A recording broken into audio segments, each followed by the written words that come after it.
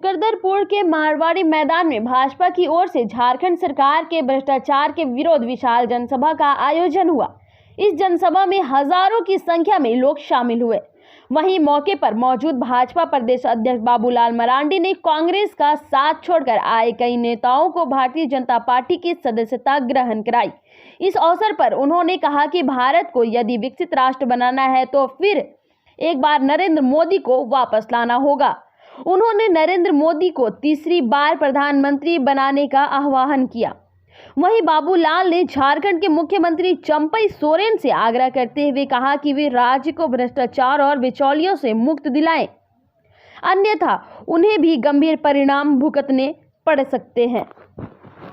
कोयला को भी लुटवा दिया, लोहा को भी इन्होंने लुटवा दिया, यहाँ तक कि लोगों की जमीन भी जहाँ खाली पड़ा हुआ मिला तो उसको भी इन्होंने लूट लिया, अपने नाम से भी लिया और इन्होंने नाम बदल बदल करके भी लिया और दूसरों के नाम से भी लिया।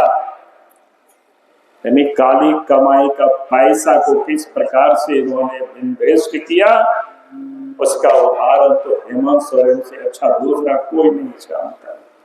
आज वो इसीलिए जेल गया तो कहता है बीजेपी ने हमको परेशान कर रहे हैं, ईडी वालों से परेशान करवा रहे हैं।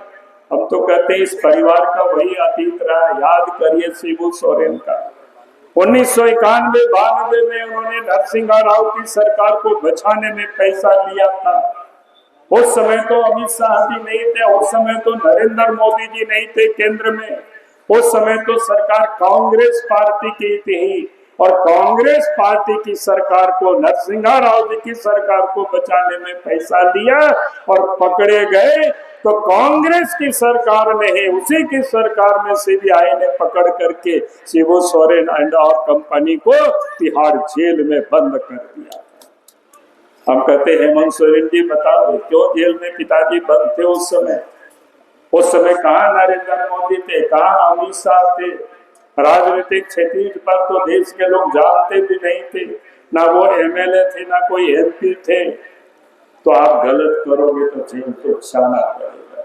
1975 में चिरूडी में नरसंहार हुआ था जामताड़ा के पास।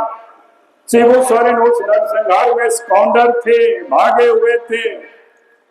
लेकिन जब 2004 में कोयला मंत्री बन गए, अखबार में छप गया, पत्रिका में छप गया, पार्लियामेंट में मनमोहन सिंह को दिखाया कि वे आपके एक मंत्री स्कॉन्डर है, भगोड़ा है, भागे हुए हैं और यह मंत्री बन करके बैठे हुए।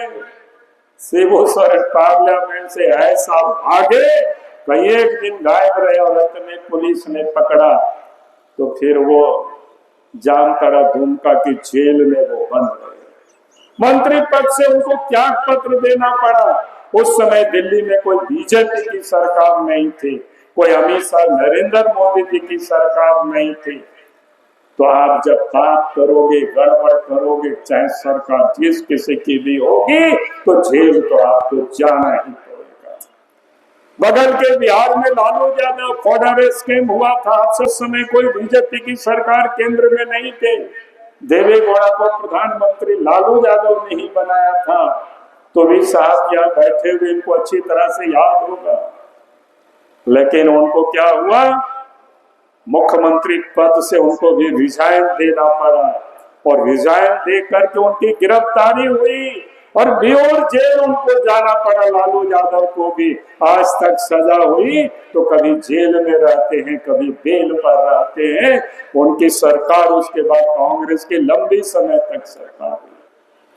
हैं तो कौन हम सब लोगों को दिया? भारतीय जनता पार्टी ने दिया। भारतीय जनता पार्टी के नेता पहले अटल बिहारी वाजपेयी जी ने दिया। और इतना ही नहीं, उस समय ही भारत सरकार में आदिवासी कल्याण मंत्रालय अलग से बनाया गया, क्योंकि आदिवासी जंगलों में रहते हैं, देहातों में रहते हैं, उनकी अलग प्रकार की समस्याएं हैं। लेकिन पहले किसी भी सरकार ने उसकी कोई सुधे नहीं ली। अगर किसी ने जो मान और सम्मान दिया तो बीजेपी की सरकार ने दिया, अटल बिहारी वाजपेयी जी की सरकार ने दिया। 2014 में इस देश में प्रधानमंत्री नरेंद्र मोदी जी बने।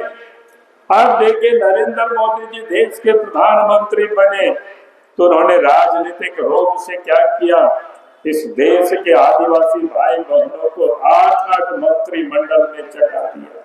आज तक भारत के मंत्रिमंडल में इतनी बड़ी संख्या में आदिवासी भाई बहनों को मंत्रिमंडल में जगह नहीं मिला था। पहले जब कांग्रेस की सरकार होती थी, बस 1-2 लोगों को मंत्रिमंडल में शामिल किया जाता था, बाकी किसी को शामिल नहीं किया जाता था।